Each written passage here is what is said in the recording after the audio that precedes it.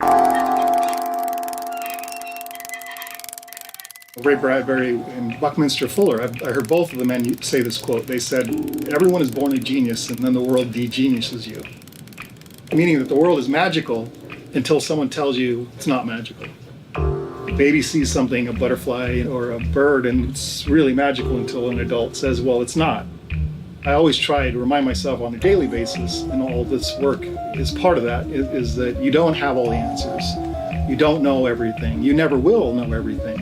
You know, you have that light when you're a kid, and you want to keep that. You don't want that to go out. And that's very much what all this is about to me, and this is always what I wanted to do.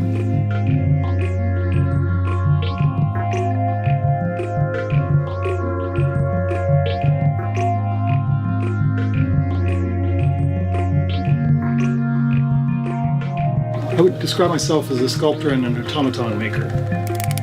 I like too many things to just do one. And it's the closest thing I can think of. I'm able to do sculpting, mechanical work, and it's theater on top of all that. You know, and you can tell little stories in a given amount of time.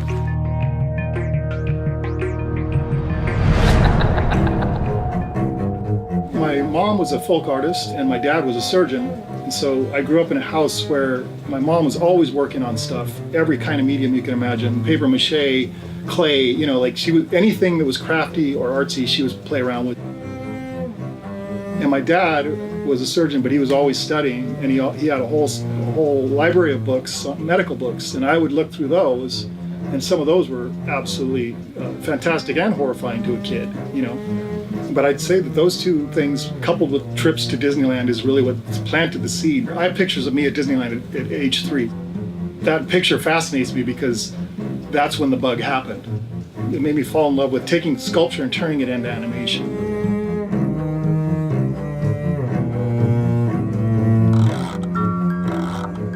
There's a great quote by Bob Gurr, the Disney Imagineer, and he said that practice is never wrong because it knows no theory.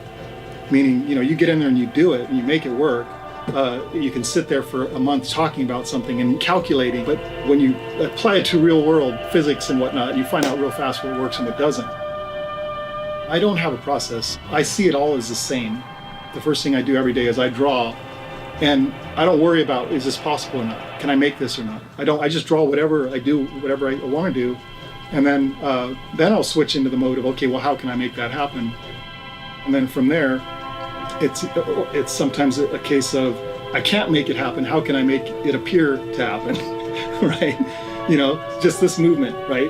The mechanism just to move that hand, you have to say, is this going to be appreciated more than a gesture? And that's why silent film becomes important to me. Those actors were working in a medium where they had to really project, and it was more of a symbolic language. Their body postures and their hand gestures and their facial expressions, where, you know, people laugh at it and go, it was overdone, but in fact it's its own art form. Very much the automatons are more like that.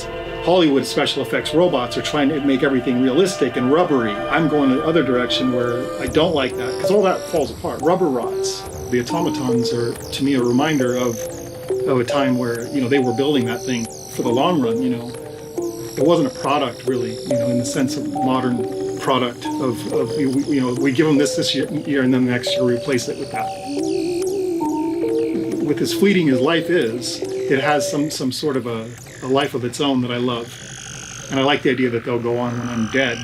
They'll still be going long after I'm gone.